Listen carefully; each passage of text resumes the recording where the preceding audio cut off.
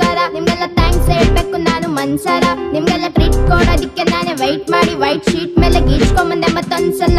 ಹೇ ಒಂದ್ ಹೇಳ್ತೀನಿ ನಂಬ್ತೀರಾ, ಸಿಯಸ್ is like a chocolate ತರ. ನಮ್ಗೆಲ್ಲ ಸಿಯಸ್ ಅಂದೇನೆ ಪ್ರಿಯಕರ. ಸೊ ಎಲ್ಲರೂ ಜೋರಾಗಿ